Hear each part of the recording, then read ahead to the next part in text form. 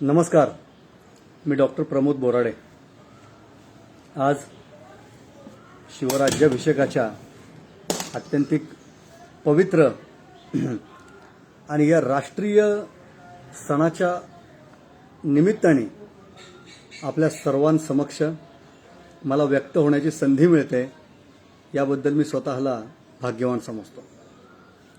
ही संधी मला उपलब्ध करून दिल्याबद्दल श्री शिवराज्याभिषेक सोहळा समिती नागपूर या समितीचे अध्यक्ष, उपाध्यक्ष, त्यांचे सर्व पदाधिकारी आणि एकंदरीतच या सर्व सोहळा समितीवरती प्रेम करणारे नागपूरकर या सर्वांचे मी मनस्वीरित्या आभार मानतो.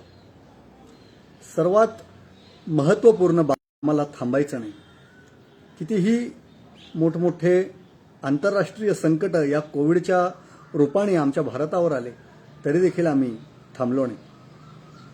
आणि हा देखील एक इतिहास पुढच्या काळामध्ये या शिवराज्याभिषेक सोहळा समितीचा नोंदवला जाईल. याचं कारण की आज पुष्प 7वं आहे आणि हे पुष्प 7वं गोवत असताना मला आत्मिक आनंद असा होतो की छत्रपती शिवाजीराजांच्या राज्यामध्ये कितीही संकट आली तरी महाराजांनी कधीही आपण आरंभिलेला उद्योग थांबवलेला नाही. आणि याच वचनावर आपण सर्वजण चालत असताना आपण देखील मागील अनेक वर्ष हा तिथीनुसार शिवराज्याभिषेक राष्ट्रीय उत्सव साजरा करता आहात.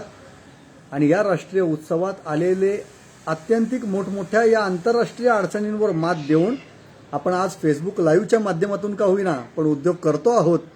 यामध्ये आपल्या सर्वांचं हिंदुत्व प्रकट होत आहे. आपल्या सर्वांचं राष्ट्रीय सणाचं हे महत्त्व आपण अबाधित ठेवतोय.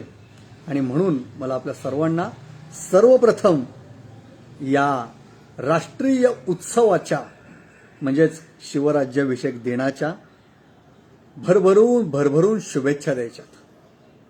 आणि त्याचबरोबर या शिवराज्याभिषेक सोहळा समिती नागपूरची या संपूर्ण समितीला पुढे हजारो वर्षांचं आयुष्य मिळो आणि या पुढच्या हजारो वर्षात शिवराज्याभिषेक आजच्यापेक्षा भव्य दिव्य मोठमोठ्या स्वरूपामध्ये साजरा होत राहो, अशा भरभरून मनापासून हृदयाच्या तळपातळीपासून मी शुभेच्छा देतोय.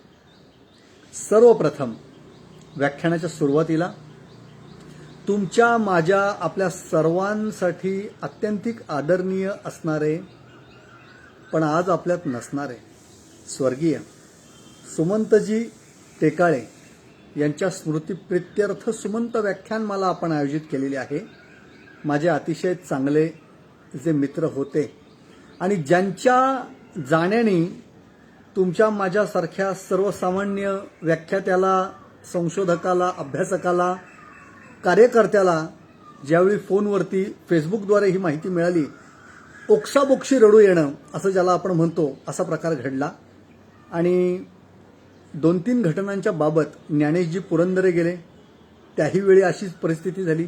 सुमंतजी टेकाळे गेले आणि अन्यही इतिहासातली अनेक मंडळी गमावली आपण या कोविडमुळे. आणि या सर्व वाईट परिस्थितीमध्ये मनापासून दुःख होतं.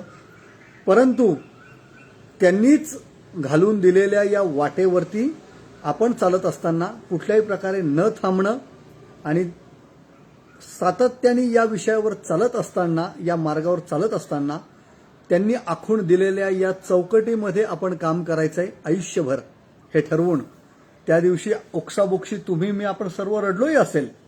पण मात्र आजचा हा शिवराज्याभिषेकाचा सोहळा एवढ्या अडचणींनंतर देखील आपण करत आहोत. त्यामुळे निश्चित माझ्या मनात खात्री आहे की आपण असं वरती नेहमी मुख करून ईश्वर वर आहे असं आपल्याला सांगितलं गेलंय आणि त्या ईश्वराचं आपण स्मरण करतो. आणि त्याचबरोबर आज सुमंतजींना मी इथून नमस्कार करतो, हृदयाच्या तळपातळीपासून नमस्कार करतो. आणि मला निश्चित खात्री आहे की त्यांचा आशीर्वाद या व्याख्यानमालेला आहे. आणि म्हणूनच कुठल्याही परिस्थितीत न थांबता ही व्याख्यानमाला मूर्त रूप घेते पुढे चाललेली आहे.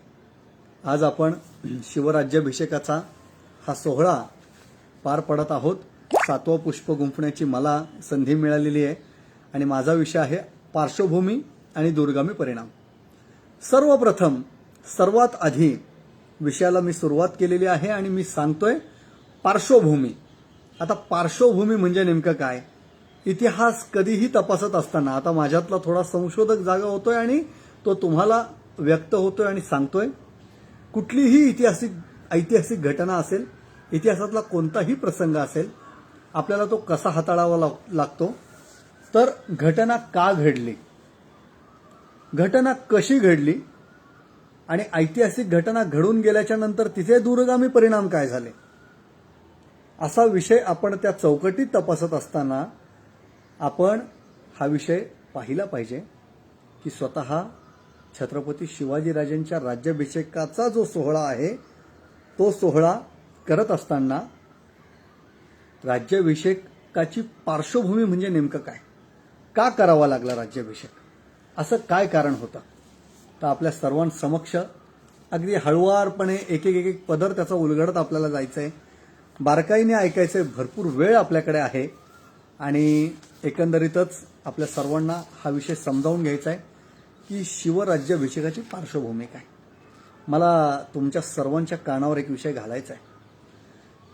सिद्धार्थ गौतमापासून, जे गौतम बुद्ध आपण ज्याला म्हणतो, वर्धमान महावीरापासून त्या आजच्या अब्दुल कलामांपर्यंत, आजच्या ज्ञानेश पुरंदरेंपर्यंत अनेकांनी हा विषय कायमस्वरूपी मांडला. तो म्हणजे असा की मनुष्य कधीही वंशाने श्रेष्ठ होत नाही. किंबहुना त्याच्यामधलं एक मी सूचक वक्तव्य देखील करतो. हिंदवहा सोदरहा सर्वेना हिंदू हा पतितो भवेत मम दीक्षा हिंदू रक्ष मम मंत्रा समानता. आम्ही कुठल्या जातीच मानत नाही, कधीच मानल्या नाही. सर्व हिंदू माझा भाऊ आहे, ते माझे बांधव आहेत आणि ते माझे बांधव असताना मला आपल्या सर्वांसमक्ष सांगावं वाटतंय की आम्ही सर्व बांधव आहोत, बंधू आहोत, एकमेकांचे सगळे सोयरे आहोत. आम्ही काही जातीपाती मानत नाही. पण मात्र आमच्यातच आमचे जे पूर्वज होते त्यांनी तुझं कुळ कमी, माझं कुळ मोठं, असं देखील काही लोकांनी, सर्वस्वी नाही, कमी टक्केवारी, 5% असतील मी म्हणतो. टक्केवारीत मला निश्चित सांगता येत नाहीये, हे संशोधकाचं स्टेटमेंट नाहीये, एक अंदाज वर्तवलाय मी. हे 5% लोक असे आहेत की ज्यांना असं वाटलं की एकंदरीतच आपण मोठ्या कुळातले, भोसलेंचं कुळ आमच्या एवढं श्रेष्ठ नाही. प्राचीन जुनी घराणी ही भोसलेंच्या कुळाचार सध्या त्यांच्यात होत नसल्यामुळे ते घराणं आमच्या तोलामोलाचं नाही असं दुर्दैवाने समजत होते. हे फार वाईट आहे. याचं मी तुम्हाला संदर्भ देखील देईल की हा संपूर्ण प्रकार जेव्हा कधी घडला तो संपूर्ण प्रकार त्या वेळच्या वंश श्रेष्ठत्व मानणाऱ्या लोकांकडून चुकून घडलेला प्रकार आहे. फार वाईट वाटतं या सगळ्या गोष्टी सांगताना, पण ती वस्तुस्थिती आहे. त्या वस्तुस्थिती तुमच्या सर्वांसमोर मला मांडली पाहिजे आणि म्हणून मी सांगितलं. राज्याभिषेकाची गरज काय फक्त हे एक कारण आहे म्हणून नाही झालेलं, हे देखील तुम्ही लक्षात ठेवायचं आहे.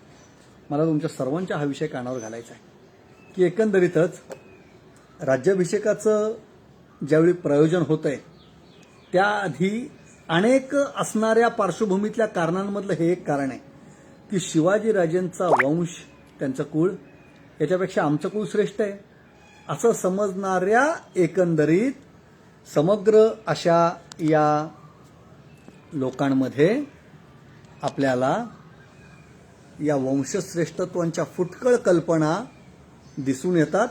आणि या फुटकळ कल्पनांमधून दुर्दैवाने ज्या ज्यावेळी शिवाजीराजांना मोठे निर्णय घेण्याची वेळ आली, ज्या ज्यावेळी शिवाजीराजांना वतन देणार नाही आणि आपण सर्वजण स्वराज्याचे माणसं आहोत हे सांगायची वेळ आली, त्यावेळी आम्ही जुने वतनदार असं म्हणणारा एक मोठा वर्ग निर्माण झाला. आणि या वर्गाला उत्तर देण्यासाठी छत्रपती शिवाजीराजेंना असा एखादा सोहळा होणं अत्यंतिक गरजेचं होतं. आणि मग त्या सोहळ्याला स्वतः शिवाजीराजेंनी मान्यता देखील दिलेली आहे. जर असा एखादा सोहळा झाला नसता तर आपल्याकडच्या वतनदारांवरती, म्हणजे ज्याला आपण देशमुख म्हणतो, पाटील हा गाव सांभाळतो, देशमुख हा राजाला ज्यावेळेस मदत लागेल त्यावेळेस सैन्य घेऊन जातोय, गावाचं प्रशासन ॲडमिनिस्ट्रेशन हे सगळं पाटलाकडे आहे. देशमुखाचं काम पाटलाच्या कामापेक्षा फार वेगळं आहे.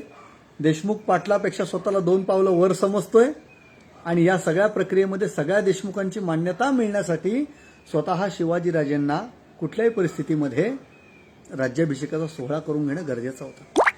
हा एकमेव भाग नाही. आता पुढे मी सांगत चाललोय की कड्या आपण उलगडतोय.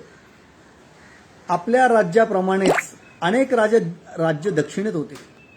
मी तुम्हाला आदिलशाहीचं अगदी पटकन नाव घेतो, कुतुबशाहीचं नाव घेतो, मुघलांचं देखील नाव घेतो की या सर्वांना आपल्यासारखंच एक मोठं राज्य दक्षिणेमध्ये निर्माण झालेलं आहे याची कल्पना शिवाजीराजेंना द्यायची होती. अन्य राज्य शिवाजीराजेंना फार तर विजापूरच्या एका सरदाराचा बंडखोर मुलगा असं समजत होते. अनेक काळ त्यांनी असं समजल्यामुळे छत्रपती शिवाजी महाराजांना या गोष्टीची कल्पना त्यांना करून द्यायची होती की हे फक्त तुम्ही समजता असं गणित नाही. विजापूरच्या एका सरदाराचा फक्त बंडखोर मुलगा आहे एवढं मला सामान्यपणे घेऊ नका. आम्ही हा उद्योग आरंभलाय आणि आमचं मराठी राज्य हे आमच्या हिंदूंचं राज्य आहे, हे आमचं पवित्र राज्य आहे आणि मुळात संबंध भारत हा आमचा आहे. हा त्याच्या मागचा एक पवित्र आणि उदात्त दृष्टिकोन शिवाजीराजेंचा होता. त्या दृष्टिकोनातल्या लहान लहान कड्या मी पार्श्वभूमीत उलगडतोय, पण अगदी थेट पुढे जाऊन 1674ची एक घटना मला सांगायची आहे की जी सांगितल्याशिवाय मला कड्या उलगडता येणार नाही. ती घटना म्हणजे अशी की स्वतः शिवाजीराजे यांना एक फ्रेंच व्यक्ती ॲबे बार्थलमू कॅरे नावाचा फ्रेंच येऊन रायगडाला येऊन भेटून गेला आणि त्यांनी शिवाजीराजेंना विचारलंय की तुमच्या मनीची गुंजती काय, तुमच्या मनातलं स्वप्न ते काय, हे तुम्ही आम्हाला सांगा. आणि महाराजांनी फक्त स्मित हास्य केले. हसले महाराज, पण महाराज काही बोलले का? अजिबात नाही. महाराज बोलले नाहीत, पण महाराजांनी स्मित हास्य केलं आणि विषय सोडून दिला. याच्यामध्ये महाराजांची प्रगल्भता दिसून येते. बोलणार नाही, करून दाखवेल, बोलत बसायची गरज नाही असं महाराजांनी थेट करून दाखवलं. पण त्या अधिकाऱ्याला, त्या ॲबे बार्थोलोम्यू कॅरेला एका अधिकाऱ्याला प्रश्न विचारावा वाटला आणि त्यांनी चौलच्या अधिकाऱ्याला हा प्रश्न विचारला की तुमचे शिवाजीराजे काही उत्तर देत नाहीत, पण तुमच्या राजाला सगळं जिंकत तो चाललाय, त्याला थांबायचंय कुठं, त्याला नेमकं पोहोचायचंय कुठपर्यंत. आणि अशा परिस्थितीमध्ये स्वतः शिवाजीराजेंच्या बाबत तिथल्या चौलच्या एका अधिकाऱ्याने सांगितलं की आमच्या शिवाजीराजेंच्या मणीची गुंज आणि त्यांच्या हृदयातलं स्वप्न आहे अहत तंजावर तहत पेशावर. म्हणजेच त्याचा मराठी अर्थ असा आपण घ्यायचा, सिंधू नदीपासून बंगालच्या उपसागरापर्यंत आणि हिमालयाच्या शेवटच्या शिखरापासून कन्याकुमारीच्या शेवटच्या लाटेपर्यंत अवघा हिंदुस्तान एक करणे आहे, अवघी तीर्थक्षेत्रे मुक्त करणे आहे. सांगा मला तुम्ही सर्व, फक्त महाराष्ट्रापुरतं मर्यादित स्वप्न आहे? अजिबात नाही. फक्त मराठी राज्यापुरतं मर्यादित स्वप्न आहे? अजिबात नाही. शिवाजीराजेंचं स्वप्न सबंध भारताचं आहे, अखंड भारताचं आहे. पडले माझ्या देशाचे तुकडे, हळूहळू पडत गेले. बांगलादेश आमचा आहे, आमच्या भारताचा एक भाग आहे. तो पाकिस्तान आमचा आहे, आज देखील आमच्याच भारताचा आहे. एक भाग आहे आमचा, तो मस्तक आहे आमच्या भारत मातेचं. हरकत नाही. नेपाळचा काही भाग आमच्याकडे होता, भूतान आमचा आहे, वरचा म्यानमार ब्रह्मदेश आमचा आहे, वरती तुम्ही बघितलं तर इराणचा काही भाग आमचा आहे, इराकचा भाग आमचा आहे, हिंदुकुश पर्वत अफगाणिस्तानातले आमचे भारताचे आहेत. या सगळ्या प्रक्रियेमध्ये जर तुम्ही बघितलं तर तुमच्या लक्षात येईल की शिवाजीराजेंचं उदात्त स्वप्न हे राज्याभिषेक या सोहळ्याच्या पार्श्वभूमीत दडलेलं आहे. आणि शिवाजीराजेंचा वंश कोण म्हणत होतं आमच्यापेक्षा श्रेष्ठ नाही, आमच्या एवढा श्रेष्ठ नाही, फुटकळ संकल्पना. पण राज्याभिषेक जर करून घेतला नसता तर याच गोष्टी सातत्याने राहिल्या असत्या. म्हणून राज्याभिषेकाची गरज होती, शिवाजीराजेंनी तो करून घेतला.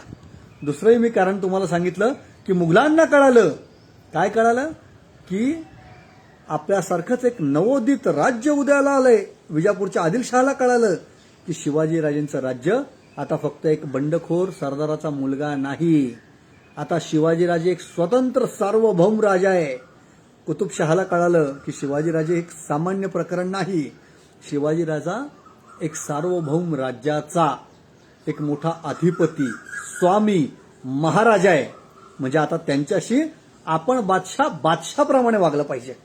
या समग्र गोष्टीचा उद्योग कधी चालू झाला होता तो मला आता पार्श्वभूमीत सांगायचा आहे. काही लोक मला असं विचारतात एक संशोधक म्हणून की तुमचं मत काय. शिवाजीराजेंना एकंदरीत या विषयाची जेव्हा सुरुवात केली त्यावेळी महाराजांच्या मनामध्ये राज्याभिषेक असा सोहळा होता का. मी सांगतो अजिबात नव्हता. शिवाजीराजेंच्या हृदयामध्ये ह्या कामाला, या प्रारंभाला सुरुवात केल्यानंतर राज्याभिषेक कधीही नव्हता. पण मात्र शिवाजीराजेंच्या उद्योगाला प्रारंभ कधी झाला. मी इंद्रायणी महाविद्यालयामध्ये HOD विभाग प्रमुख म्हणून कार्यरत आहे आणि माझे अनेक शेकडो विद्यार्थी आहेत.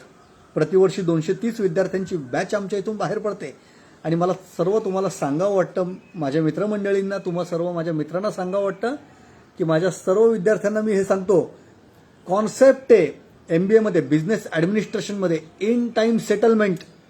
इन टाइम या गोष्टीला इतकं महत्त्व आहे. इन टाइम जर तुम्ही एखादी परीक्षा पास झाला नाही तर विवाह सुद्धा होत नाहीत, लोकांची लग्न जमत नाहीत. इन टाइम या गोष्टीला किती महत्त्व आहे. शिवाजीराजेंचा मी जर अभ्यास केला चरित्राचा बारकाईने तेव्हा मला दिसून आलं प्रत्येक गोष्ट इन टाइम. आणि या इन टाइमला इतकं मोठं महत्त्व आहे. तुमच्या माहितीसाठी मी सांगतो की शिवाजीराजेंनी आपल्याला आपलं राज्य मराठ्यांचं निर्माण करायचं आहे हे मुळात ठरवलं वयाच्या 14व्या वर्षी. कसं. तुम्ही त्यांची जर मुद्रा बघितली, राजमुद्रा, प्रतिपतचंद्र लेखे व वर्धिष्णू विश्ववंदिता शाह सुनो शिवसैच्या मुद्रा भद्राय राजते. सर्वांची आणि बहुतांश लोकांची ही मुद्रा पाठच असते, पण त्याच्यातला अर्थ, जो गर्भित अर्थ आहे तो इतका वरवर घेण्यासारखा नाहीये. काही वाक्य आपण वारंवार ऐकत राहतो आणि त्याच्यातले सखोल अर्थ, कंगोरे, त्याच्यातले डायमेन्शन्स आपण विसरतो. त्याच्यातले शार्पनेस सारखे ऐकून गुळगुळीत होतात. मला तुम्हाला सांगायचं आहे, शहाजी पुत्र शिवाजी महाराजांची ही राजमुद्रा ही प्रतिपदेच्या चंद्रकोरीप्रमाणे दिवसागणिक वाढत जाणारी आहे. विश्वाच्या कल्याणार्थ ती शोभते आहे. या प्रत्येक एका वाक्यामध्ये विश्व असं जर आपण विचार केला तर आपलं फक्त मराठी राज्य नाही येत. मग विश्व म्हणजे काय. विश्व म्हणजे जम्बूद्वीप आहे. मग जम्बूद्वीप म्हणजे काय तर आजचा भारत आहे. विश्वाच्या कल्याणार्थ शोभते. कल्याण या शब्दामध्ये काय तर तुम्ही जर पाहिलं तर कल्याण या शब्दात आपण असं म्हणतो, माझ्या आयुष्याचं कुणीतरी कल्याण केलं. कल्याण एकदाच होतं पण ते आयुष्याचं होऊन जातं. असं प्रत्येक व्यक्तीच्या आयुष्यात ते कल्याण यावं याच्यासाठी प्रतिपदेचा चंद्र, प्रतिपदेचे चंद्र ही किती वेगळी संकल्पना आहे. त्याच्या चंद्रकोरीप्रमाणे वाढत जाणं, कधीही कमी होणार नाही. कोणी हे सगळं ठरवलं. तुमच्या सर्वांच्या माहितीसाठी मी सांगतो, स्वराज्य संकल्पक छत्रपती शिवाजीराजेंचे वडील शहाजीराजे यांनी हे निश्चित केले होते. संस्कृतचा गाढा अभ्यासक व्यक्तिमत्व म्हणजे शहाजीराजे. या शहाजीराजेंनी ही राजमुद्रा ठरवली. ही राजमुद्रा त्यांनी शिवाजीराजेंना दिली. त्यांच्यासोबत अनेक लोक आहेत. सगळा तपशील माहिती आणि सगळ्यांची नावं घ्यायची गरज नाही, कारण खूप मोठी ती भली मोठी एक तपशिलाची बाजू आहे. या सर्वांना शहाजीराजेंनी शिवाजीराजेंसोबत पाठवलं. पुण्यामध्ये एक छोटंसं कळी फुलली स्वराज्यरूपी आणि मोठ्या वटवृक्षामध्ये त्याचं रूपांतर भविष्यामध्ये झालं. या सगळ्या संकल्पनेमध्ये विजापूरचा सरदार आणि त्याचा बंडखोर मुलगा ही गोष्ट समाज त्या राज्याभिषेकाच्या आधी केव्हाच विसरून गेले. तुमच्या सर्वांच्या माहितीसाठी मला सांगायचं आहे, जसं त्यांच्या सोबतच्या राज्यकर्त्यांनी त्यांना सन्मान दिला त्याचबरोबर देशमुखांनी त्यांना सन्मान दिला, त्याचबरोबर सर्वसामान्य लोकांना देखील तो सन्मान मिळाला. एकदा तर शिवाजीराजे प्रखर विरोधात होते, काही राज्याभिषेक करून घ्यायची गरज नाहीये, आपली रयत आपल्याला मानते हे पुरेसं आहे. पण रयतेमधल्या लोकांची अडचण रयतेतल्या लोकांनी शिवाजीराजेंना सांगितली, आपलं राज्य नाहीये, राज्य कोणातरी दुसऱ्याच आहे आणि आपण हे सगळेजण चालवतोय, पण तुम्हाला कर भरला तर आम्हाला अडचण होते. या एका गोष्टीमध्ये शिवाजीराजेंना बरंच काही कळालं. म्हणतात तपेलं ओळखणारे अत्यंत हुशार असं व्यक्तिमत्व म्हणजे शिवाजीराजे आहेत. त्यांना हे लक्षात आलं की आपल्या रयतेची एक मोठी अडचण होतीये. कर भरत असताना सार्वभौम राज्याचा आपला कर त्यांना भरता येत नाहीये आणि आपल्याला कर भरला तर दुप्पट कर त्यांनाही भरावा लागतोय. मग विजापूरला कर देत असताना एक गोष्ट लक्षात घेतली पाहिजे की आपलं राज्य नसल्यामुळे या सगळ्या अडचणी उत्पन्न होत आहेत. त्यामुळे आपली रयत नाडली जाते.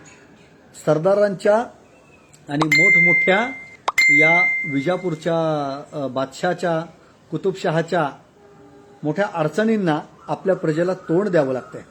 त्यामुळं इतर सर्व व्यवहार हे परस्परीच्या बादशाच्या नात्यांनी बादशांनी एकमेकांशी करावे, छत्रपतींच्या नात्यांनी छत्रपतींनी एकमेकांशी करावे. आणि जर हे करणं आवश्यक आहे तर राज्याभिषेक सोहळा आत्यंतिक आवश्यक आहे. हे शिवाजीराजेंच्या लक्षात आलं. उगाच मानहानी आपल्या प्रजेला कुठेही सहन करायला लागू नये, आपली रयत ही गुन्हेगार ठरू नये इतरांच्या तुलनेमध्ये, आणि एकंदरीत आपल्या रयतेला स्वतःचा कुळाचार स्वतःचा धर्म पाळता आला पाहिजे. हे राज्याभिषेकामधली अत्यंतिक महत्त्वाची अशी एक संकल्पना त्यांनी मांडली. मला तुमच्या सर्वांना ही गोष्ट सांगावी वाटते की गोस सरदेसाईंनी असं लिहून ठेवलंय की मुसलमानी आबादानीत राज्यात हिंदूंना त्यांचा धर्मछल प्रचंड झाल्यामुळे आपली आपली धर्माची सेवा, आपला कुळाचार आणि आपल्या देवाचं स्मरण करायचं भाग्य देखील लाभत नव्हतं. मग त्यांना कुठेतरी दऱ्याखोऱ्यात जाऊन आपली ईश्वर भक्ती सिद्ध करावी लागत होती. मग अशा सर्व अडीअडचणींना तोंड द्यावं आणि योग्य प्रकारे मार्ग काढावा म्हणून छत्रपती शिवाजीराजेंनी राज्याभिषेकाला त्यावेळी परवानगी दिली होती. हे आपण लक्षात घेतलं पाहिजे. नाहीतर वरवर याविषयी फक्त तपासणं हे तेवढं योग्य राहणार नाही. म्हणून तुमच्या सर्वांच्या माहितीसाठी मी या संबंध गोष्टी सांगितल्या की राज्याभिषेक सोहळा हा अत्यंतिक महत्त्वाचा होता. जर तो करून आपण घेत नव्हतो तर मुघल आपल्याला कुठल्याही प्रकारे दाद देत नव्हते. वारंवार कुणी ना कुणी सरदार त्यांनी पाठवावा आपल्या राज्यावरती, त्या सरदारांनी यावं, मोठमोठ्या लढाया आपण लढाव्या, विजापूरनी कुणीतरी सरदार पाठवावे, त्यांच्याशी आपण संघर्ष करावा आणि या सगळ्या प्रक्रियेमध्ये आपलं राज्यच नाही म्हणून आपली रयत ही सुद्धा शंकेने पाहावी आपल्याकडे की आम्ही काय म्हणून महाराजांना साथ द्यावी, आम्ही काय म्हणून कशाच्या फौजेमध्ये आम्ही सहभागी व्हावं. त्यापेक्षा आपण असं करूयात म्हणाले, आपण सर्वांनी मिळून एक मोठ्या राज्याची स्थापना करूया. मी तुमच्या सर्वांच्या माहितीसाठी सांगतो, आदिलशहाचं तख्त सांभाळणारा व्यक्ती वेगळा आहे, इब्राहिम मेला की अली गादीवर येतोय, अली गेला की मोहम्मद गादीवर येतोय, भाग वेगळा आहे.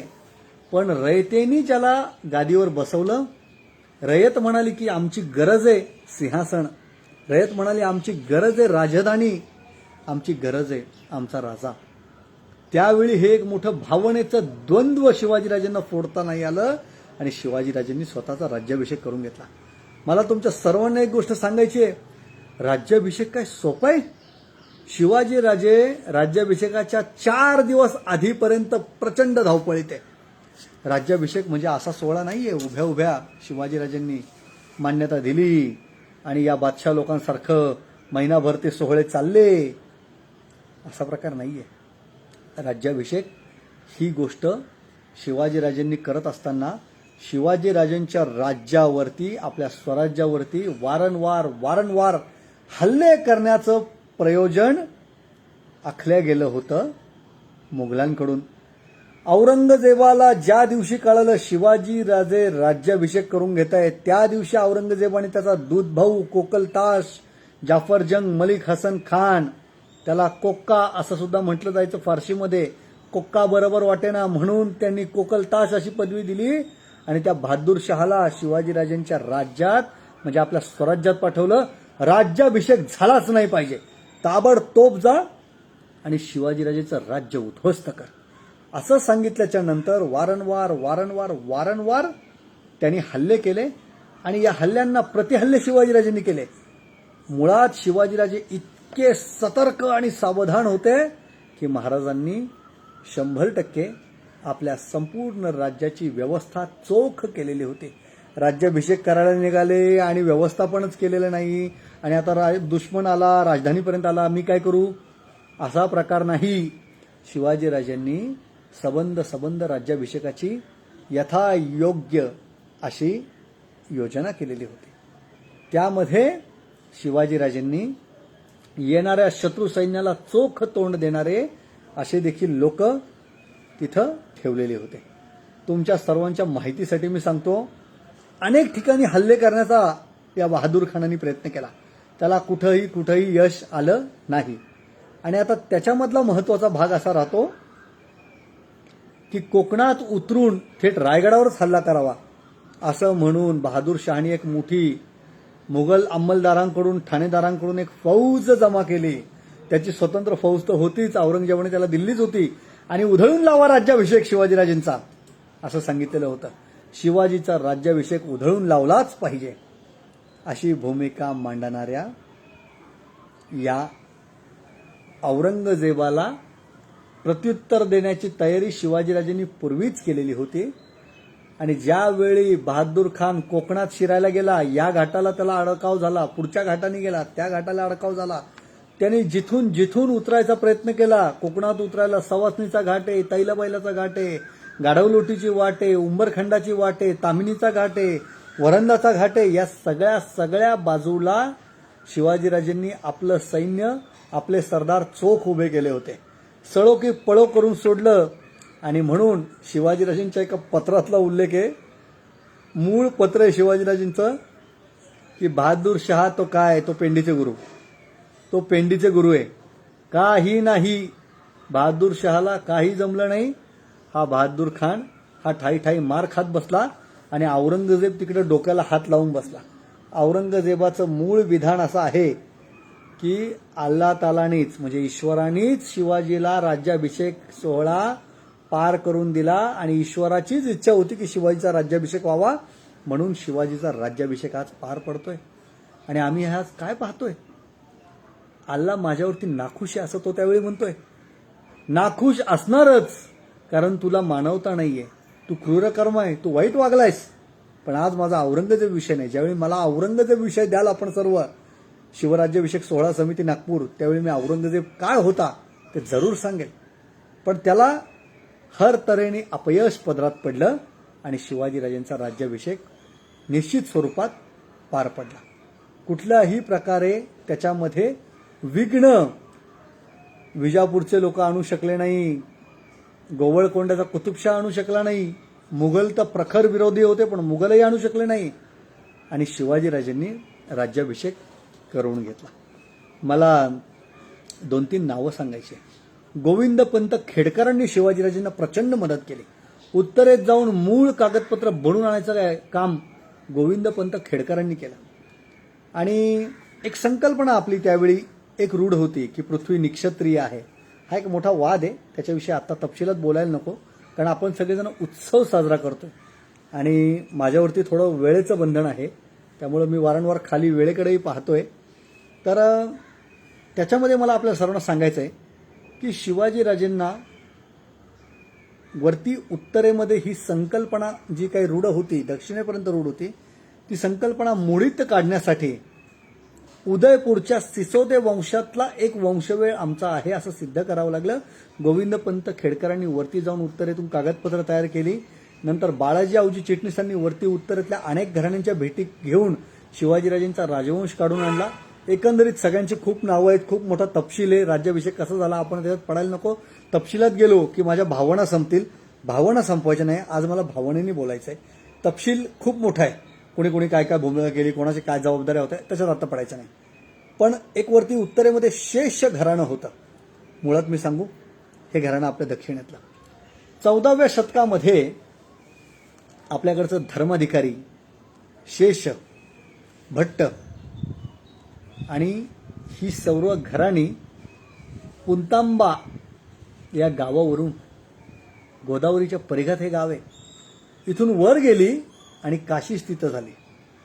या मुघलांचा अन्याय अत्याचार खूप वाढला होता आणि एकंदरीतच या सुलतानांच्या जाचाला कंटाळून या घराण्यांनी काशी स्थित आपण सुरक्षित राहू असं म्हणून त्यांनी काशीला जाऊन आपला उद्योग आरंभला आणि एकंदरीत संपूर्णपणे ही घराणी दक्षिणेतून उत्तरेमध्ये गेली आणि काशी स्थित झाली. यांच्यामधलं एक घराणं म्हणजे गागा भट्टांचं घराणं. विश्वेश्वर भट्ट उर्फ गागा भट्ट. तुम्हाला मला गागा भट्ट परिचित आहे, आपण गागा भट्टच बोलूयात.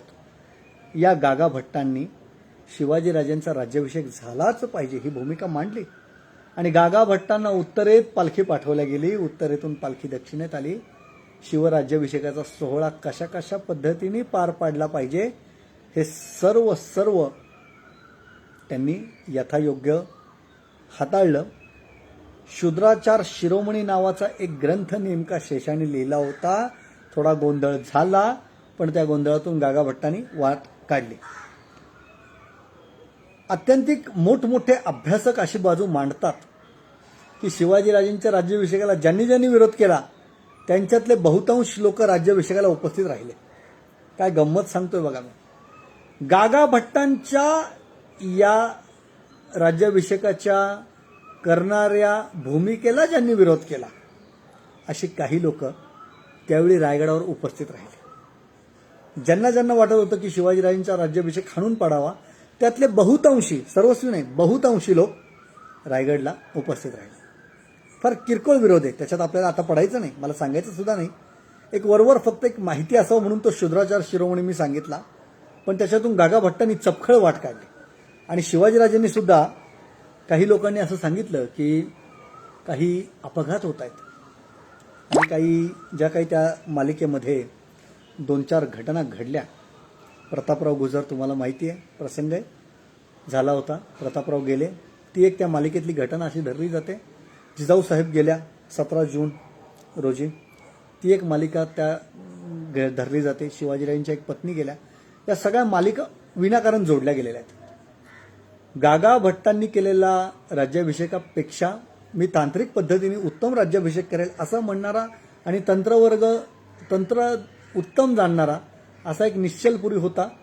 शिवाजीराजांनी एक त्याच्या बाजूनी असणाऱ्या लोकांना वाईट वाटायला नको अशा भूमिकेने महाराजांनी त्यांना परवानगी दिली आणि एकंदरीतच शिवाजीराजांनी दुसराही राज्याभिषेकाला निश्चलपुरीला परवानगी देऊन 24 सप्टेंबर रोजी 1674ला तोही उरकला होता. पण मात्र जगविख्यात झालेला ब्रिटिश ज्या या सोहळ्याला उपस्थित राहिले त्या हेनरीनी लिहून ठेवलेल्या डायरीमध्ये आपल्याला शिवराज्याभिषेकाचे अत्यंतिक उत्तम सोहळे पाहायला मिळतात. सुंदर एक शुभलक्षणी गजाश्व असा कागदोपत्री उल्लेख येतो. गज म्हणजे हत्ती आणि अश्व म्हणजे घोडा हा आणला गेला होता. राज्याभिषेकाचा सोहळा तिथे पार पडला. पूर्व पश्चिम उत्तर दक्षिण सोनं चांदी तांबा आणि पितळ अशा अनुक्रमे घ्या, मी सांगितल्याप्रमाणे असे कलश ठेवले गेले. त्याच्यामध्ये दूध तूप ताक लोणी ठेवलं गेलं. हे सगळं पूर्व पश्चिम उत्तर दक्षिण सोनं चांदी तांब पितळ दूध तूप आणि लोणी हे सगळं लक्षात ठेवा, अनुक्रमे लावा सगळ्यामध्ये. आणि या सगळ्या ह्याच्यात शिवाजीराजांचा राज्याभिषेक सोहळा त्यांच्या सर्व अष्टप्रधानांच्या योगे पार पडला. शिवाजीराजांची आदल्या रात्री पुनरपी विवाह केले गेले आणि सायंकाळी 3 प्रहर आधी राज्याभिषेकाचा सोहळा चालू झाला. 3 घटिका आधी, माफ करा शब्द चुकला माझा, 3 घटिका आधी. तर 1 घटिका म्हणजे एक तपशील पण सांगून ठेवतो, 1 प्रहर 3 तासाचा असतो. 1 घटिका 24 मिनिटाची असते. 3 घटिका आधी असं जर आपण गृहीत धरलं तर साधारणपणे 7 वाजता अंधार पडतो असं जर एक ढोबळमानाने आपण पकडलं तर आपण असं गृहीत धरू 5:30 वाजता आजच्या परिभाषेमध्ये शिवाजीराजे सिंहासनावर बसले आणि राज्याभिषेक प्रारंभ सुरू झाला. महाराजांच्या मस्तकावरती अनेक लक्ष होऊन वरतून ओतल्या गेले. शिवाजीराजेंची सुवर्ण तुला झाली. शिवाजीराजेंचं वजन देखील त्यावेळी साधारणपणे 70 किलोच्या आसपास होतं. हे त्या पोर्तुगीज पॅगोडावरून आपल्याला कळालं. हे होणांचंही वजन त्याच्यावरून आपल्याला कळालं. आणि एकंदरीतच या सर्व राज्याभिषेकाचा सोहळा यथायोग्य उत्तम पद्धतीने पार पडला. सोमनाथ भट कात्रे होते, केशव भट पंडित होते, भालचंद्र भट पुरोहित होते, कित्येक आपली सर्व मंडळी त्याच्यामध्ये होती, पुरोहित मंडळी होती. आणि या सर्वांच्या उपस्थितीमध्ये हिंदुस्थानातल्या प्रसिद्ध राजेराजवाड्यांच्या उपस्थितीमध्ये, हिंदुस्थानातल्या प्रबळ अशा लोकांच्या उपस्थितीमध्ये छत्रचामर शिवाजीराजेंनी धारण केली. आणि या धारण केलेल्या छत्रचामरामध्ये शिवाजीराजेंचा यथायोग्य राज्याभिषेक पार पडला. मनुष्य प्राणी हा उपजतच उत्सवप्रिय आहे. आपल्याकडे जर तुम्ही पाहिलं तर कुठल्याही उत्सवाची आपल्याला फार आवड. त्यामुळं या राज्याभिषेका उत्सवामध्ये अत्यंतिक मोठ्या स्वरूपामध्ये हा राज्याभिषेक सोहळा पार पडला. एक कवन मला आठवतं, राज्याभिषेक सोहळ्याचंच ते कवन आहे. शिवराय प्रतापी त्याने स्वातंत्र्य यज्ञ मांडला. त्या कवनाचं थोडक्यात वर्णन मी करतोय. मुळात ते खूप मोठं आहे, पण थोडक्यात सांगतोय मी. शिवराय प्रतापी त्याने स्वातंत्र्य यज्ञ मांडला. आहुती प्रतापासंगे यज्ञात सात पडल्या. प्रतापराव गुजर बर का. आहुती प्रतापासंगे यज्ञात सात पडल्या. जळल्या लाखो संविधा त्या अवघडशा यज्ञात कित्येक त्यातले ज्ञात, कित्येक अजूनी अज्ञात. समर्पणावर त्यांच्या भक्कम खडे स्वराज्य, घामाने आणि रक्ताने केले त्याचेच सुराज्य. स्वातंत्र्य मिळवून त्यांनी आभाळच केले खुले, अभय दिले रयतेला जगण्याचे कारण दिधले, जगण्याचे कारण दिधले. सुटलाच गळीचा फास, सरला जुलमाचा त्रास, पोटास भुकेल्या घास, मोकळा श्वास निश्वास. हातात दिले त्या नांगर, पिकवाया जमीन काळी, हातात त्याच समशेर, मिळवाया जमीन निराळी. बांधली गलबते नाना, सत्ता चाले सागरी, जलदुर्ग बांधले भक्कम, सामर्थ्य आरमारी.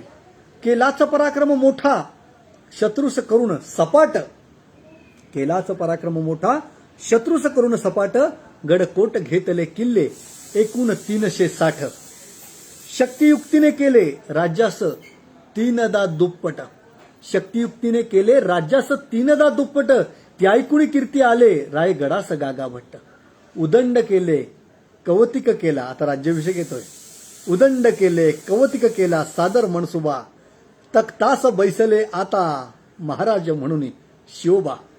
आनंदे माय जिजाऊ गडे रायगडी आनंद, अवघ्या मुलखाला झाला मुलखाचा हो आनंद.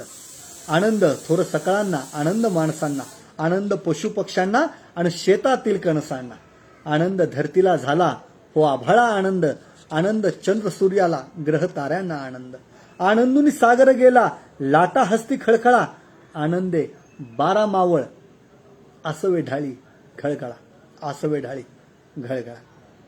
या कवनामधून मला हे सांगायचंय की राज्याभिषेकाला 12 मावळ आसवे ढाळी घळघळा का?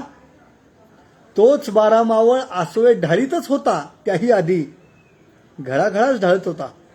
पण मुघलांच्या आणि ह्या परकीय आक्रमकांच्या जाचामुळे विस्थापित झाल्यामुळे तो आसवे ढाळीत होता. आणि हाच 12 मावळ परत आसवे ढाळतोय राज्याभिषेक सोहळ्याला. ते आनंद अश्रू आहेत.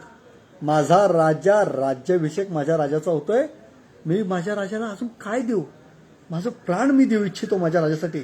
आणि म्हणून ज्या ज्या वेळी शिवाजीराजांसाठी आपण काहीतरी करायची वेळ आली, हौतात्म्य पत्करायची वेळ आली, स्वराज्यासाठी कोणीही मागं वळून पाहिलं नाही. माझ्याशी माझ्या डिपार्टमेंटला एक ब्रिटिश व्यक्ती आले होते. त्यांचा एक सेमिनार आमच्या इथं ठेवला होता. आणि चर्चा करता करता, इंग्रजी भाष्य करता करता त्यांनी माझ्याशी अशी चर्चा केली, I want to see Raigad fort. तर त्यांना मी सांगितलं की रायगड पाहत असताना तुम्ही काय काय पाहणार. आणि मग त्यांनी सांगायला सुरुवात केली आणि मग माझ्या लक्षात आलं की रायगडाचा अभ्यास आणि राज्याभिषेक सोहळ्याचा अभ्यास परकीय लोक देखील आज करतात की सक्सेसफुल स्टोरी म्हणून कोण, तर शिवाजीराजे. मग सक्सेसफुल स्टोरीचा तुम्ही अभ्यास करता का असं मी त्याला विचारलं. तर त्यांनी मला हे सांगितलं की very honestly I telling you sir म्हणाला की आम्ही भावनेने नाही अभ्यास करत, फिलॉसॉफी नाही अभ्यास करत आम्ही. नाही, आम्हाला तुमच्या एवढे आम्हाला महाराज नाही कळणार, भावनेने आम्हाला तसं नाही बोलता येणार. पण मात्र आम्ही एक सक्सेसफुल व्यक्ती म्हणून त्यांचा अभ्यास करतो आणि आमच्या विद्यार्थ्यांना आम्ही शिकवतो. तो तिथला प्राध्यापक होता. आणि मग त्यांनी सांगितलं की सक्सेसफुल स्टोरीमध्ये आम्ही तुमच्या शिवाजीराजेंचं नाव घेतलेलं आहे. तर मी म्हणलं जर नाव घेतलंच आहे तर तुमच्या असं म्हणू नका, आपल्या असं म्हणा. आणि गमतीने त्यांनी जोर जोरात हसला. तो म्हणाला यस सर शुअर, मी इथून पुढे असंच म्हणेल की आपल्या शिवाजीराजांनी. त्याला नीट तोडकं मोडकं त्याला शिवाजी महाराज हे सुद्धा नाव नीट बोलता येत नव्हतं. पण जगातल्या यशस्वी पुरुषांचा अभ्यास करत असताना माझ्या महाविद्यालयात आलेला एक ब्रिटिश माणूस मला हे सांगतोय की आम्ही सक्सेसफुल स्टोरी सांगत असताना आम्ही शिवाजीराजांचा अभ्यास करतो. मला भरून पावलं, बस झालं, रायगडचा करतोयच ना अभ्यास. आणि मग मी त्याला विचारलं सक्सेस म्हणजे तुम्ही कशात गणता ते सक्सेस. कारण माझ्या दृष्टीने सक्सेस काय माहितीये, माझ्या दृष्टीने हे सक्सेस आहे की आमच्याकडच्या लहानात लहान झोपडीतल्या फाटक्या झोपडीतल्या माणूस सुद्धा राज्याभिषेकाने सुखावला आणि तो घळाघळा अश्रू ढाळत होता की माझ्या राजाचा आज राज्याभिषेक झाला. हे माझ्या दृष्टीने सक्सेस आहे. गरीबातल्या गरीब झोपडीतल्या झोपडीत राहणारा माणूस सुद्धा आमच्या राजाप्रती काय भाव ठेवतोय की मला आज 2 वेळचं जे जेवण मिळतंय ते माझ्या राजामुळे मिळतंय. हे माझ्या दृष्टीने एवढं सक्सेस आहे. माझ्या दृष्टीने ती राजधानी आणि ते 32 मन सोन्याचं सिंहासन सक्सेस नाहीये, पण त्याच्या दृष्टीने ते सक्सेस आहे. हरकत नाही, आहे ना काही सक्सेस, ते सांभाळ. सांग तुझ्या युरोपातल्या मुलांना, सांग तुझ्या ब्रिटिश मुलांना. आणि मग या सक्सेस स्टोरी जर जगातली लोक अभ्यासतात तर आम्ही का नाही. अगदी वेळ पाळून आपण पुढे जात आहोत आणि मी परिणामांकडे जातो. शिवाजीराजेंच्या राज्याभिषेकाचे दूरगामी परिणाम काय झाले मला तुम्हाला सर्वांना सांगावं वाटतं. दूरगामी परिणाम असे काही झाले की शिवाजीराजेंच्या राज्याभिषेकाचा सगळ्यात मोठा दूरगामी परिणाम म्हणजे तुम्हाला आणि मला 15 ऑगस्ट 1947ला स्वातंत्र्य मिळालं. हा माझ्या राजाच्या राज्याभिषेकाचा दूरगामी परिणाम. तुम्ही म्हणाला असं काय बोलतायत सर, हे स्वातंत्र्याचा काय संबंध आहे. पण मला तुम्हाला सांगायचंय, अजिबात भावनेने विचार करू नका, काही संबंध नाही भावनेचा अजिबात. कुठल्या तरी माझ्या राजावर माझं नितांत प्रेम आहे, सगळ्यांचंच आहे, तुमचं माझ्याहून जास्त आहे. म्हणून काहीतरी गळा आवळून, काहीतरी गळा आकसून काहीतरी बोलावं आणि भावनेने त्यांचं ते गीत गावं, तसं नाही करायचंय. वस्तुस्थिती समजावून घ्यायची आहे. आणि वस्तुस्थिती अशी आहे की आमच्याकडे शिवाजीराजेंच्या नंतर शिवाजीराजेंचं स्वप्न पूर्ण करण्यासाठी महाराजांच्या निधनाच्या काहीच दशकांमध्ये पुढे सगळी लोक भारतामधून मुघलांना खदेडून काढू लागली. म्हणून डभोईला दाभाडे गेले, वरती बडोद्याला गायकवाड गेले, ग्वाल्हेरला शिंदे गेले, धारला पवार. मी आता सगळं सांगत बसत नाही, तुम्हाला सगळ्यांना माहितीये कोण कोण कुठे कुठे गेलं. ही सगळी मराठी मंडळी, ही सगळी आपली सरदार मंडळी बाहेर पडली आणि सगळ्या भारतामधून मुघलांना त्यांनी पिटाळून लावलं. मुघल सत्ताच संपली. आणि म्हणून रिचर्ड टेम्पल ब्रिटिश अधिकारी म्हणतोय we are taken India not from Mughal. आम्ही जो काय भारत जिंकलाय हा मराठ्यांकडून जिंकला, आम्ही मुघलांकडून नाही जिंकला. याच्या विधानातून फक्त एवढंच समजून घ्या की अरे मग मुघलांकडून का नाही जिंकला. दिल्लीला मुघल होते ना आणि मुघलांचं राज्य होतं ना भारतभर, ज्यांना कोणाला म्हणायचंय त्यांना. मग तुम्ही तर मुघलांकडून घ्यायला पाहिजे होता भारत. पण तो असं म्हणतोय की सगळ्या भारतभर मराठ्यांनी राज्य केलं आणि सगळा भारत मराठ्यांनी जिंकलाय, त्यामुळे मुघलांची सत्ता संपली आहे. सगळा भारत आज मराठ्यांच्या ताब्यात आहे आणि आज आम्ही भारत जो घेतोय तो मराठ्यांकडून घेतोय, असं त्यांनी सांगितलं. मराठी तिथं थांबले नाहीत. मराठ्यांनी पुन्हा एकी केली. मुघलांना तर आम्ही हुसकावून लावलं.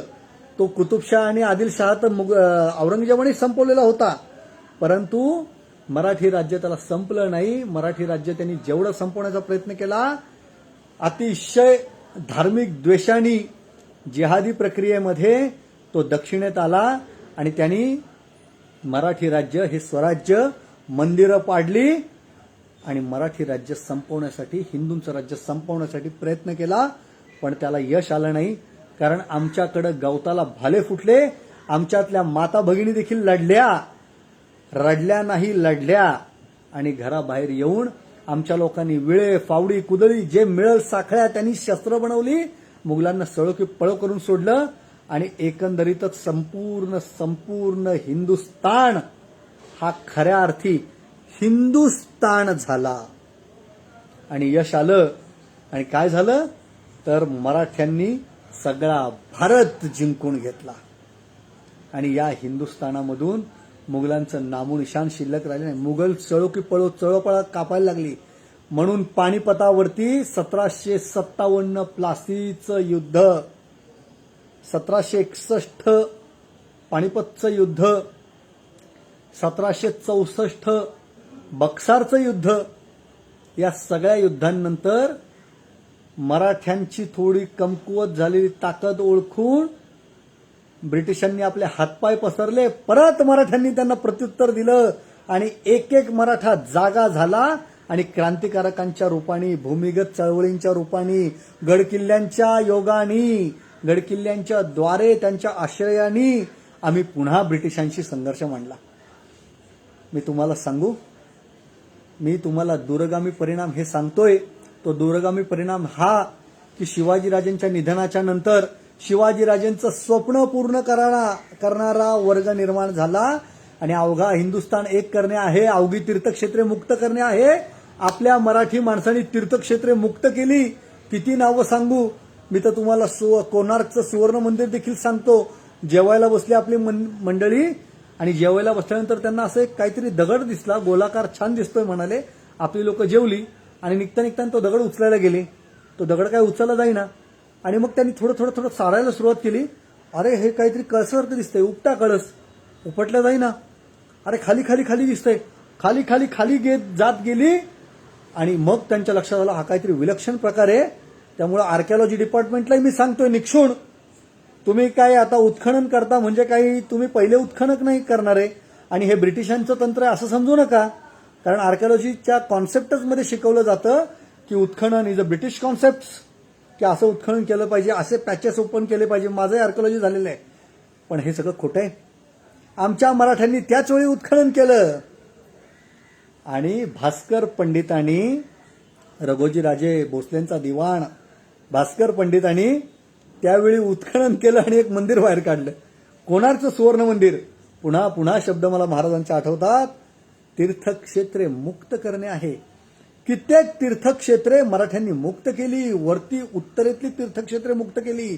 ज्या ठिकाणी मुघलांनी, या आक्रमकांनी, या परकीयांनी आमची मंदिरं पाडली होती त्या ठिकाणी जाऊन आपल्या लोकांनी मंदिरं बांधली. सप्तकोटेश्वराचं मंदिर शिवाजीराजेंनी उभं करायला सुरुवात केली होती.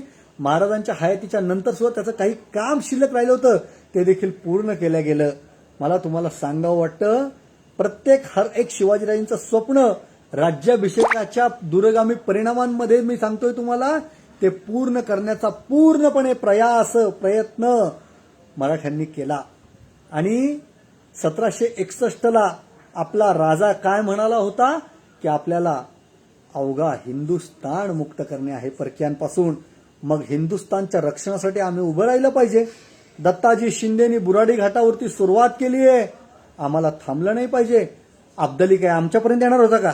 इथं आलेला कोणाला जिवंत सोडलो आम्ही? इथपर्यंत आलेल्यांना एकाला जिवंत सोडलं नाही. मग तो मिर्झा राजा असू दे, मग तो औरंगजेब असू दे, इथंच मारलं त्याला पुण्याच्या शेजारी, म्हणजे अहमदनगरच्याच भिंगारजवळ. तिथंच त्याचं ते थडगा आज सुद्धा आहे. आम्ही जगातला शक्तिशाली म्हणून गणला गेलेला औरंगजेब सोडला नाही, त्याला इथं मारून टाकलं. मिर्झा इथंच मेला मुक्ताईनगरला. इथंच त्या आम्ही अफजल खानाला मारलं, आमच्याकडे शिवाजीराजांना काही काळ कैदेत टाकतो म्हणणारा आणि त्यांना आवळून बसलेला पन्हाळगडच्या वेळाच्या वेळेस सिद्धी जोहरला सुद्धा इथेच पुढे लगेच मरण आलं. आम्ही महाराष्ट्रातून एक दुश्मन माघारी जाऊन दिलेलं नाही. अब्दालीला जाऊन दिलं असतं आणि अब्दालीला काय हा इतिहास माहित नव्हता, 100% माहित होता. अब्दाली जर का कधी आला असता महाराष्ट्रात, मराठ्यांनी तर त्याला सीमेवर उभाच कापला असता. परंतु असं होणं नव्हतं. तो फक्त दिल्ली लुटायला आला. मग दिल्ली सुद्धा आमचीच आहे ना, ते आमचं भारताचं हृदय ना, दिल हे दिल. म्हणून आमचं दिल्लीचं रक्षण करणं, जरी ती मुघलांकडे त्यावेळी असली, रक्षण करण्याची जबाबदारी मराठ्यांची आहे. हा राज्याभिषेकाचा दूरगामी परिणाम आहे. मराठे गेले आणि मराठ्यांनी दिल्लीचं संरक्षण केलं. हारलो असेल आम्ही, तपशिलात जर तुम्ही तपासायला गेले तर युद्धाच्या कुणीतरी जिंकतो कुणीतरी हारतो, हारलो असेल आम्ही. पण अशी काय दहशत ही मराठ्यांची अवघ्या हिंदुस्थानला आणि अवघ्या जगाला बसली की आज देखील मराठ्यांचा तो पराक्रम लोक आठवतात. आणि जगाच्या इतिहासातली युद्ध अभ्यासणारे सगळे विद्यार्थी हे त्या पानिपतच्या युद्धाचा उल्लेख करतात, अभ्यास करतात. हा कशाचा परिणाम आहे? हा छत्रपती शिवाजी राजेंच्या राज्याभिषेकाचा दूरगामी परिणाम आहे. मी तुम्हाला अजून एक परिणाम सांगतोय की मराठ्यांना आज मान वर करून छाती ठोकपणे चालता येतंय, समाजामध्ये मिरवता येतंय. आज आमच्यावरती कुणी हल्ला नाही करू शकत आहे, कुठला मुघल येऊ शकत नाहीये. आज पाकिस्तानची लोक आम्हाला आज सुद्धा घाबरू नये, त्यांना आज देखील माहिती आहे की यांच्यावरती हल्ला करायचा नाही. कशामुळं? शिवाजीराजांच्या राज्याभिषेकाचे दूरगामी परिणाम आहे. मला तुम्हाला सांगावं वाटतं, एकदा मी राजगड नावाचं मध्य प्रदेशात एक ठिकाण आहे, तिथे गेलो होतो आणि एक तिथं होमगार्डकडं एक जुना किल्ला आहे, हवेली जुनी. तर ते काय दाखवत नाही, होमगार्डकडं असल्यामुळे ते सर्वसामान्य आमच्यासारख्या फाटक्या संशोधकांना ते काही दाखवणार नाही, अभ्यासकांना ते बाहेर उभं करणार गेटच्या. मग ते बाहेर उभं करा आणि फोटो काढायला परवानगी नाही म्हणाले, कारण होमगार्ड ते सगळे स्टेनगन घेऊन उभे होते. त्या गेटमधून मी ते अगदी बारकाईने निहाळत असताना एका तिथल्या डिस्ट्रिक्ट कमांडंटनी ते मला बघितलं आणि तो त्या हवेलीच्या वरती असताना त्यांनी तिथून वरती हात केला, याला वर पाठवा एक त्याला. मी वर गेल्यानंतर त्यांनी मला विचारलं, तू फोटो काढत होतास, कोण आहेस तू, कुठून आलास, गेटमध्ये उभं राहून काय बघतोयस बारकाईनी आणि माप घेतल्यासारखं असं काय करतोयस? मी त्यांना हात जोडून सांगितलं, म्हटलं मी एक सामान्य अभ्यासक आहे आणि डिस्ट्रिक्ट कमांडंट साहेब, मी ह्या इतिहासाचा अभ्यास करण्यासाठी दुचाकीवरती माझ्या पुण्यावरून इथपर्यंत आलोय आणि याचा मी अभ्यास करतोय. त्यांनी विचारलं, तुझं नाव काय, तुझी जात काय, सर्वच विचारतात. त्यांनी विचारलं, मी त्याला सांगितलं की मी डॉक्टर प्रमोद बोराडे आणि माझी जात बाबा तुम्ही विचारली म्हणून सांगतो, नाही तर मला जात नाहीये, माझी जात आहे, मी भारतीय आहे, प्रमोद भारतीय, मला जात नाहीये म्हणलं. पण तुम्ही विचारलात आणि ते सांगितलं पाहिजे, कारण आता तुम्ही नाही तर माझी मान धराल, तर मी जातीने मराठा आहे असं सांगितल्याच्या नंतर ते म्हणाले, अरे या आपिका तो हे. अरे बापरे म्हणलं, काय बोलतोय म्हणलं. डॉक्टर के नारोलिया हे त्यांचं नाव, डिस्ट्रिक्ट कमांडंट होते. आणि मग मला मनापासून आनंद झाला. के नारोलिया साहेबांनी माझ्यासोबतच्या 3-4 आमच्या सर्वच वेड्या अभ्यासकांना आतमध्ये बोलवलं आणि चहा सुद्धा पाजला. का आनंद झाला? परत मी सांगतो, शिवराज्याभिषेकाचे दूरगामी परिणाम आहे. मराठ्यांना आज उत्तर भारतामध्ये एवढं मोठं सन्मान का, एवढं मोठं स्थान का? तर त्याचं कारण आहे की आमच्या राजाचा राज्याभिषेक. दूरगामी परिणाम, आमच्या राजाने जे काही पेरलं, राज्याभिषेक जर करून घेतला नसता तर त्या राज्याला मूर्तरूप आलं असतं का? नाही. कर कुणी खऱ्या अर्थी दिला असता का? नाही. शिवाजीराजेंचं तोलामोलाचं आमच्या घराण्याशी आहे असं कुणी समजलं असतं का? नाही. जे बादशहा आहेत अवतीभोवतीचे, कुतुबशाह होता, आदिलशाह होता, मुघल होते, त्यांनी शिवाजीराजेंशी एक राजा म्हणून भाष्य केलं असतं का? नाही. सगळ्यांचं उत्तर नाहीये. शिवाजीराजेंच्या राज्याला मान्यता कोणी दिली असते का? नाही. छत्र चामर सिंहासनावर राजांना बसता आलं असतं का? नाही. ज्यावेळी राजांना व्यापार विनिमय आणि ब्रिटिशांशी काही चर्चा करायची आहे त्यावेळी स्वतंत्र सार्वभौम राजा म्हणून चर्चा करतानाची गणित वेगळं आहे. फक्त एक पराक्रमी व्यक्ती म्हणून ती चर्चा साधली असते का? नाही. म्हणून मला सांगायचंय राज्याभिषेकाचं आत्यंतिक महत्त्व आणि त्याच्यामुळे पुढच्या काळामध्ये आम्ही राज्यकर्ते आहोत आणि आमचं राज्य ब्रिटिशांनी घेतलं, त्यांच्याकडून आम्ही ते माघारी घेतलंच पाहिजे असं म्हणून अतिशय ताकदीने आमचे क्रांतिकारक समोर आले आणि त्यांनी क्रांतिकार्यातून हातामध्ये पुन्हा शस्त्र घेतले. मला सावरकरांचं एक वाक्य आठवतंय, दुबळ्यांच्या शांती अहिंसेनी देशाचा घात होतो. दुबळ्यांची शांती अहिंसा देशाच्या संरक्षणाच्या कुठल्याही कामाची नसते. देशाच्या सीमा या तलवारीच्या टोकाने आखाव्या लागतात आणि त्या अबाधित ठेवण्यासाठी त्याच्यावरती त्या राष्ट्रातल्या तरुणांच्या रक्ताचा धारोष्ण सडा कायम शिंपडावा लागतो. तर त्या गोष्टी त्या देशाच्या सीमा अबाधित राहतात. आणि म्हणून आपण सर्वांनी आपल्या राष्ट्रासाठी काय केलं पाहिजे तर हौतात्म्य पत्करलं पाहिजे आणि हातामध्ये शस्त्र धारण केली पाहिजे. पुढे तर ते असंही म्हणाले की प्रियसेच्या केसातून फिरणारी बोटं ही बंदुकीच्या चापावरून फिरली तर माझा देश लवकर मुक्त होईल. आणि त्याच मानसिकतेला मांडणारे क्रांतिकारक समोर आले आणि त्यांनी हातामध्ये शस्त्र घेतली. देशाला स्वातंत्र्य मिळालं फक्त आणि फक्त क्रांतिकारकांमुळे. त्यांनी ब्रिटिश अधिकाऱ्याला मारण्याचा धडाका लावला. अनंत कानेरे असेल, मदनलाल धिंगरा असेल, सुखदेव असेल, राजगुरू असेल, भगतसिंग, काय तुम्ही किती नावं घ्याल, मी किती नावं घेईल. 100 क्रांतिकारकांचा इतिहास माझा पाठ आहे, तोंडी पाठ आहे. कर्नल वायलीला कसं मारलं, काय, सगळे क्रांतिकारक, उमाजी नाईक पासून वासुदेव बळवंत फडकेंपासून मंगल पांडेंपर्यंत किती नावं घेऊ. या सर्व क्रांतिकारकांनी हातात शस्त्र घेतली आणि 1857चा उठाव तुम्हाला सर्वांना आठवत असेल. भाकरी आणि गुलाबाचं फूल. एकदा मला स्वतंत्र विषय द्या, मी तुम्हाला पुन्हा विनंती करेल की सुमंतजी पण हेच विषय मांडायचे बरं का प्रभावीपणे. मला आठवण झाली, त्यांचं स्मरण झालं. एकदा मला फक्त 1857 द्या, मी तुम्हाला सांगतो कशा स्वरूपात आपल्या लोकांनी 1857ला एक मोठं स्वातंत्र्य युद्ध मांडलं होतं आणि या स्वातंत्र्य युद्धामध्ये त्यांनी कशा स्वरूपात देशाला विजय प्राप्त करून दिला, स्वातंत्र्य प्राप्त करून दिला. हां, वेळ संपू, 5 मिनिटं फक्त, 8 वाजले. या समग्र प्रक्रियेमध्ये अगदी शेवटाकडे आपण चाललोय आणि मला सांगावं वाटतंय की राज्याभिषेकाच्या दूरगामी परिणामांमधला एक सर्वात शेवटचा परिणाम तो म्हणजे आमच्या देशाला स्वातंत्र्य मिळालं. काही लोक मला म्हणतात की अहो स्वातंत्र्याचा आणि राज्याभिषेकाचा काय संबंध आहे, पण आम्ही मुघलांच्या जातातून स्वतंत्र असलो पाहिजे ही भूमिका शिवाजीराजेंनी घेतली आणि आम्ही कुठल्याही पारतंत्र्यात जगणार नाही, आमच्या मराठी राज्याला स्वातंत्र्य मिळालं पाहिजे आणि ही स्वातंत्र्याची भूमिका शिवाजीराजेंनी घेतल्यामुळे शिवाजी महाराजांनी स्वतंत्र राज्य स्वराज्य निर्माण केलं आणि अशाच स्वरूपामध्ये हीच भूमिका माझी भारतभूमी शिवाजीराजेंनी जसं मुघलांच्या आणि आदिलशाहीच्या जाचेतून सोडवली होती, हे परकीय आक्रमक आणि यांच्या जाचातून जसं शिवाजीराजेंनी स्वातंत्र्य उभं केलं, स्वराज्य उभं केलं, असंच आम्हाला स्वराज्य पाहिजे असं लोकमान्य टिळक असतील, सावरकर असतील, आपले अनेक क्रांतिकारक असतील, या सर्व क्रांतिकारकांनी ठरवलं आणि शिवाजीराजेंच्याच विचारांनी क्रांतिकार्य चालू ठेवत असताना हातात शस्त्र घेतली. हातात शस्त्र घेऊन महाराजांच्या गडांचा उपयोग केला.